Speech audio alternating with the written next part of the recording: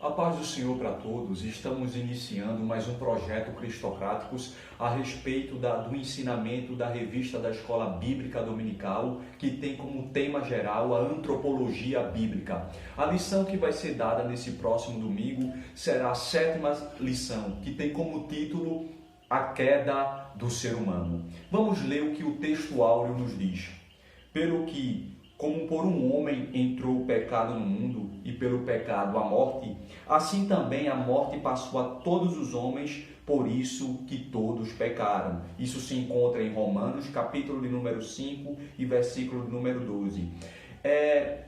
O que Paulo nos mostra através desse texto áureo é que o pecado, a doutrina da amartiologia, através da ciência teológica que ensina essa doutrina a respeito do pecado, que o epicentro de tudo, o substrato que levou a raça humana e toda a terra, toda a geografia da terra a sentir o peso da calamidade do pecado, foi Adão. Adão foi o responsável pela ação do pecado ter se estabelecido e se consolidado sobre o planeta Terra. Vamos para a verdade prática. O que é que a verdade prática diz a respeito dessa temática? Vamos ler. Ao pecar contra Deus, o homem perdeu o completo domínio sobre a criação e tornou-se vulnerável à morte em Cristo. Em Cristo, porém, temos o reino e a vida eterna. A Bíblia era bastante enfática, ela mostra que por um homem entrou o pecado no mundo, mas o segundo Adão, ele trouxe a redenção para a humanidade. Ele veio restaurar o ser humano das suas mazelas internas e externas. Ele veio fazer com que o ser humano fosse preenchido novamente com a glória de Deus. Jesus, ele é um mediador entre Deus e o homem. Ele foi o ser que trouxe novamente a unificação entre o Criador e a criatura. Mas vamos também analisar o que a leitura bíblica em classe tem a nos dizer a respeito dessa temática. A leitura bíblica em classe se encontra lá no livro de Gênesis, a partir do capítulo 3, do versículo 1 ao versículo 7. O versículo 1 diz assim, abra sua Bíblia, por favor, e acompanhe comigo. Versículo 1 do capítulo 3. Ora, a serpente era mais astuta que todas as alimárias do campo que o Senhor Deus tinha feito. E esta disse à mulher, é assim que Deus disse, não comereis de toda árvore do jardim? Versículo 2. E disse a mulher à serpente, do fruto das árvores do jardim comeremos, mas do fruto da árvore que está no meio do jardim, disse Deus, não comereis dele, nem nele tocareis, para que não morrais. Perceba que o escritor do livro de Gênesis, que conforme a tradição judaica é o próprio Moisés, ele procura enfocar primeiro as características intelectuais da serpente para mostrar sua capacidade racional, isto é, o que ela era capaz de fazer por meio do seu raciocínio intelectual. Perceba, ela era a mais astuta de todas as alimárias. Alimárias são todos os animais terrestres, especificamente os quadrúpedes. Perceba que ela era a mais inteligente dos animais terrestres, do campo terrestre. E ela tinha a capacidade da fala.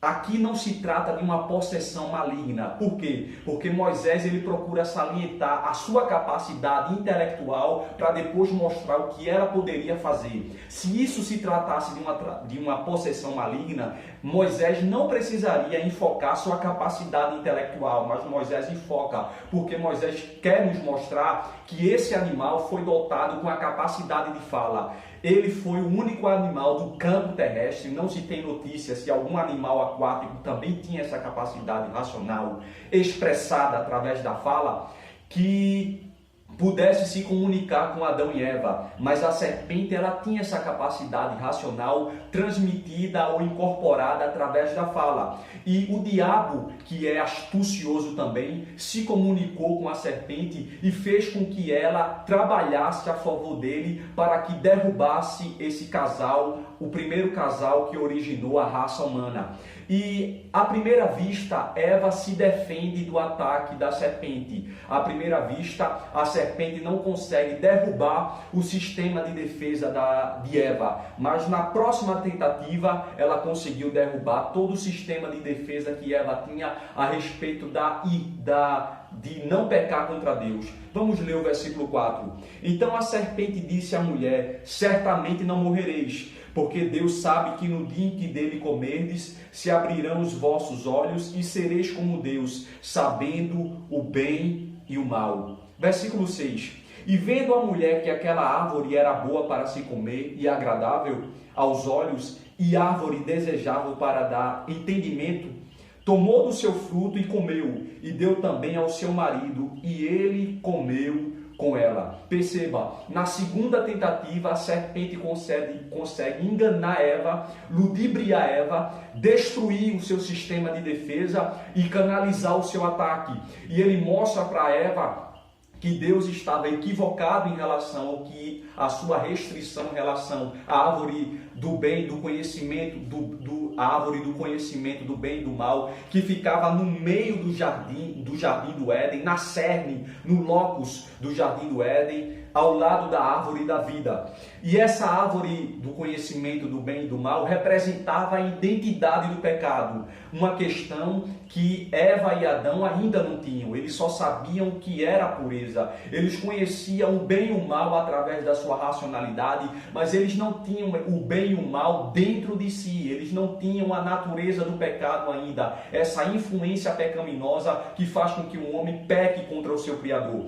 E Eva acabou acatando a proposta da serpente, e ela percebeu que a anatomia, o contexto físico daquela árvore era boa aos olhos, era agradável para o paladar, e ela acabou comendo. E que fruto era esse? A Bíblia não nos dá ênfase, ela não nos dá nenhum respaldo teológico para nos mostrar qual era o tipo de fruto. Muitas teses dizem aí que era uma maçã, mas a Bíblia não mostra isso. Ela não dá estrutura teológica para ratificarmos essa questão. Ao que tudo indica, esse fruto ficou restrito no jardim do Éden. Não se sabe se esse fruto foi colocado na parte externa do jardim do Éden e dado entre os homens, se esse fruto ainda está em nossos dias, nos nossos tempos odiernos, não se sabe.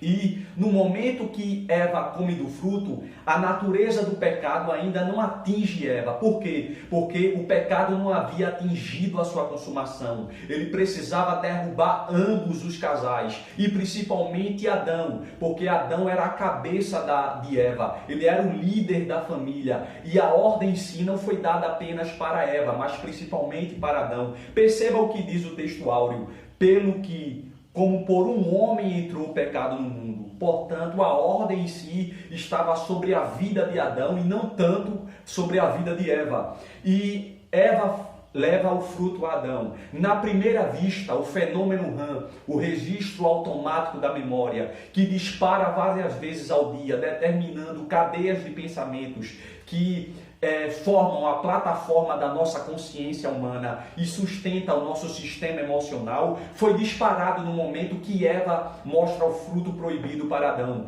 Só que Adão, ele a princípio, conforme a análise psicológica desse versículo, ele rejeita o fruto, mas Eva consegue derrubar também o sistema de defesa de Adão e dá o fruto a Adão. No momento que Adão come o fruto, a consumação do pecado atinge a sua plenitude e eles têm agora os seus olhos abertos. Essa expressão de os olhos de ambos foram abertos aponta que a natureza do pecado foi canalizada sobre a vida dos dois. Ou seja, na estrutura psíquica do homem, na estrutura sapiencial do homem, na sua psique. A psique é o centro de controle da inteligência humana e da personalidade humana. Foi introduzido a natureza do pecado. O homem passaria a conhecer o bem e o mal, pois isso passaria a estar dentro dele. Ele passaria a ser influenciado diretamente e indiretamente com o pecado. Por quê? Porque Deus conhece o bem e o mal. Deus, ele forma o mal, só que Deus não é influenciado pelo mal. Deus é soberano, e a gente vai ver isso mais além nesta lição, que Deus, ele tem um domínio sobre todas as coisas. Ele domina o mal, mas o mal não influencia a inteligência e nem a personalidade de Deus, que são plenamente puros. E eu quero alinhar, indo adiante nessa lição, o primeiro tópico, que fala sobre o livre-arbítrio do ser humano. O primeiro subtópico desse tópico 1 diz que o ser humano foi dotado de livre-arbítrio. Que capacidade é essa? Essa é uma capacidade dada por Deus, que fala da democracia divina em relação à livre capacidade de escolha. Deus não criou um homem para ser um protótipo robótico, um androide, um sistema programável. Não. Deus criou um homem para ser livre na sua capacidade de escolha, para decidir entre o bem e o mal. O livre-arbítrio fala também da naturalidade, como acontece a história da vida. Isso explica porque Deus não interveio no pecado do homem. Por quê? Porque Deus, ele criou o livre-arbítrio, e se ele intervisse na atuação do pecado sobre o homem, ele estava pecando contra a sua lei da democracia divina em relação ao livre-arbítrio, e assim pecando contra a sua constituição. E detalhe, Deus não pode pecar, ele é inerrante, ele é perfeito. E Deus, ele dotou o ser humano de uma grande capacidade intelectual, pois o ser humano é imagem e semelhança de Deus. Portanto, o ser humano tinha totais condições intelectuais de repugnar o pecado e de não permitir que o pecado atrapalhasse a sua vida espiritual e comunicativa com Deus. E Deus também tem a sua soberania divina, é o segundo tópico desse tópico 1. A soberania de Deus é absoluta, a soberania de Deus é infinita, é ilimitada, ela é universal. Através dessa soberania, Deus, ele faz o que ele quer, o que lhe apraz. Por quê? Porque Deus é soberano sobre todas as coisas. Ele tem o domínio cabal sobre todas as coisas que existem no campo espiritual e no campo físico. Mas entre o livre-arbítrio e a soberania de Deus, entramos no terceiro subtópico desse tópico 1, que é a responsabilidade humana. Você e eu temos uma responsabilidade de preservarmos a nossa conduta. Esse livre-arbítrio não quer dizer que Deus, ele não puna aquele que peca. Deus é justo, ele atua com justiça, ele não pode ser conivente com o pecado, ele disciplina todo aquele que bate de frente com as suas normas, com seus preceitos. Eu e você, meu caro aluno, temos o dever de mantermos a nossa conduta, a nossa moral, a nossa santidade para com Deus, até porque tudo isso vai ser cobrado no juízo final. Segundo tópico dessa lição, a queda do homem, um evento histórico e literal. A possibilidade da queda. Perceba que Adão e Eva estavam livres para decidir o bem e o mal, e eles acataram por conta própria pecar contra Deus. A ordem de Deus foi clara, foi explícita e objetiva. Olha, vocês podem comer de todos os frutos. O homem originalmente era herbívoro, ele não comia carne, e ele podia comer de todos os frutos do jardim do Éden, menos da árvore do conhecimento do bem e do mal. Portanto, a sua imortalidade estava condicionada a ele obedecer e ser fiel a Deus. Ou seja, diante de uma pluralidade de escolhas que o homem tinha, havia apenas uma restrição singular. Ele não podia comer da árvore do conhecimento do bem e do mal. A realidade da tentação. O diabo quis mostrar para Eva que ele seria igual a Deus, e ninguém pode ser igual a Deus. Deus é absoluto em tudo. Deus, ele tem atributos incomunicáveis que só pertencem à Trindade, mas a sua deidade, a sua divindade só pertence à Trindade e não mais a ninguém. E existe também a historicidade da queda, ou seja, a Bíblia ela é um documento histórico inerrante, ou seja, a Bíblia ela é perfeita, ela não é uma ficção, ela não é um conjunto de mitos. O que a Bíblia fala, ela é cabal, ela é direta, ela é ampla, ela é histórica, ela é um documento verídico, autêntico. A Bíblia não tem relatos pseudos. A vida humana por meio de Adão e Eva era real, a tentação foi real e a queda deles também foi real. Terceiro subtópico dessa lição: as consequências do pecado. O pecado traz a sua consequência. Toda causa gera uma reação, toda fonte fabrica o seu efeito, e não foi diferente na vida de Adão e Eva. E nós somos ainda participantes da consequência do pecado. Toda a raça humana ela foi atacada pelas consequências do pecado. Não apenas a raça humana, mas o contexto geofísico ou geológico da Terra também foi atacado pelo pecado. Perceba o primeiro subtópico desse terceiro tópico: a consciência do pecado. Através da tentação de Eva e de Adão, a queda que gerou a queda de ambos, o casal, foi colocada no ser humano a consciência do pecado. O ser humano é tendencioso a pecar. Por mais que ele busque a sua perfeição moral, por mais que ele busque ser santo, nele existe uma natureza do pecado que faz com que ele transgrida as leis de Deus. Detalhe: o maior desafio do ser humano é ter autocontrole sobre a sua vontade. Por quê? Porque o maior inimigo do ser humano não é o maligno e nem o sistema social. O maior inimigo do ser humano é ele próprio. É ele saber ter autocontrole, ter autodomínio sobre as suas vontades, as suas atitudes e os seus desejos.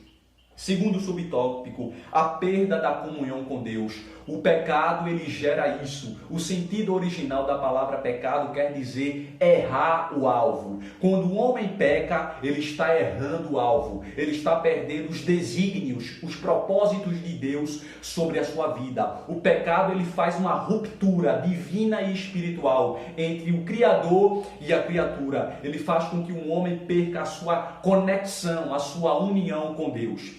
Terceiro subtópico: transmissão do pecado à espécie humana. Através de Adão e Eva, 3 consequências principais do pecado foram incorporadas no sistema social humano, a saber, o sofrimento. Segundo, um envelhecimento. E o pior dessa consequência física do pecado, que é a morte. A morte é a separação do corpo, da alma e do espírito. E o quarto subtópico é a enfermidade da terra. A terra também sentiu o impacto espiritual do pecado sobre a terra. Por exemplo, não era para existir espinhos na terra. Isso é uma consequência do pecado. No caule da rosa tem espinho, mas na sua anatomia primitiva, original, não era para ter espinho. Outra grande questão: na geologia da terra não deveria ter lugares desérticos. Por exemplo, o deserto do Atacama, que fica aqui na América do Sul, considerado o mais seco do mundo, não era para existir. O maior deserto do mundo, mais seco, mais árido do mundo, que é o deserto do Saara, no nordeste da África, não era para existir. Inclusive, fizeram pesquisas científicas no deserto do Saara e descobriram que originalmente ele era um grande oásis. Ele possuía um bioma de vida ativo, vasto. Ele possuía biodiversidade de vida. Deus não criou lugares desérticos. Deus criou lugares com vida. Deus criou lugares com biodiversidade. Os lugares desérticos são consequências geográficas ou geológicas da atuação direta e ampla do pecado. E por fim, a morte física. A pior consequência do pecado no seu âmbito físico. Deus ele criou o homem para ser interminável. Uma das características dadas por Deus que foi incorporadas na vida humana foi a infinitude. O homem tinha um pouco da eternidade de Deus dentro de si. Ele foi criado para ser imortal, nunca ter fim, nunca se deteriorar, nunca morrer, mas A morte, ele causou separação entre o corpo, a alma e o espírito. Quando um homem morre, ele morre na sua esfera corporal, física.